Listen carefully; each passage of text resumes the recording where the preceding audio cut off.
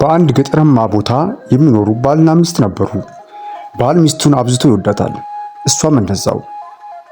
ማታ ከስራ ደክሞ ሲመጣ እንደ ወግ ባህሉ ውሃ ቅርብ አግብታ ታጥበዋለች። አካሌ በአንተ ሙሉ እምነት አለኝ፣ ሁሉም ነገር ይሳካል፣ እኔም አግዝሃለሁ ጀግናዬ ብላ ባሏን ታበረታዋለች። እሱም በደስታ ይሞላል። እሱም እንዲላታል፣ ግምጃዬ ሆይ ፈጣሪ አንቺ ስላደለኝ ደስተኛ ነኝ፣ የምናስበው ሐሳብ ሁሉ ይሳካል፣ አይዞሽ እኔ ከጎንሽ አለሁ ይላታል። ማልዶ በጠዋት ወደ ስራ ሲወጣ ከቤት እስከ ደጅ ድረስ ትሸኘዋለች። እሱም በደስታ ወደ ስራ ቦታው ይሄዳል። ስራ ቦታውም ደርሶ በሬዎቹን ጠምዶ እርሻውን አርሶ ዱማቹን በልቶ ማታ ተመልሶ ወደ ስራ ሲገባ ሚስቱ እንደተለመደው በፈገግታ ተቀበለዋለች። አቶ ሙላቱ ተስፈኛ ነው። አቶ ሙላቱ ጀግና ነው። ብዙ ራዕይና ህልም አለው። ስለ ሚስቱ ተናግሮ አይዘልቅም። ስለ ሚስቱ ሲናገር እንባ ይቀድመዋል። ሚስቴ ማለት ለኔ ተስፋ የዘራችብኝ ነገን እንዳይ ምክንያት የሆነችኝ እሷ ነች ይላል። ሐዘንና ጭንቄን ረስቻባታለሁ። ለኔ ደስታዬ የእሷ ሳቅ ነው።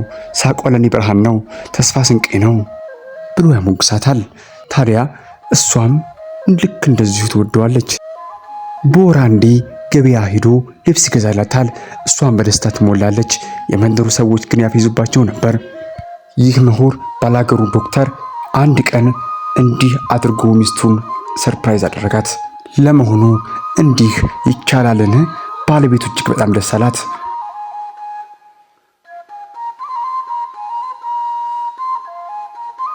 የኔ ባል እንዴት የሚያምር መኪና ገዛህ! እጅግ በጣም ደስ ብሎኛል። ባንተም ኩራት ተሰምቶኛል። አንድ ቀን ይሄ ነገር እንደሚሆን አምን ነበር አለችው። ወደ ውስጥም በሩን ከፍቶ አስገባት። ሚስቱ ልታምን አልቻለችም። በጣም ተገርማለች። አቤት ይሄ ደስታ! አቤት ይሄ ቀን! አቤት ይሄ ዓመት የኛ ነው አለችው። ሚስቴ ሆይ ይሄ ትንሹ ነገር ነው። ገና የምናሳካው ብዙ ነገር አለ። አንቺ ብቻ በርቺ አላት። መንደርተኞቹ እጅግ በጣም ተከረሙ። እንዴት ይህን ነገር ሊያደርጉት ቻሉት? ይህ ባላገር ዶክተር ቀጠለና እያስገነባ ያለውን ቤት አሳያት። ሚስቱ ልታምን አልቻለችም። አንተ ተአምረኛ የሆንክ ባል ነህ፣ ምንም የሚበግር ነገር የለም ስትል አሞገሰችው። እሱም እንዲህ አላት፣ ሚስቴ ሆይ ይህ ሁሉ የሆነው ባንቺ ነው አላት። ብዙ ህልምና ራዕይ ያለን፣ ድሆች እናግሳለን፣ እንረዳለን፣ ከችግር እናወጣለን። እኛ ስንኖር ለኛ ብቻ መኖር የለብንም። ገና በእኛ የሚድኑ ሰዎች ብዙ አሉ።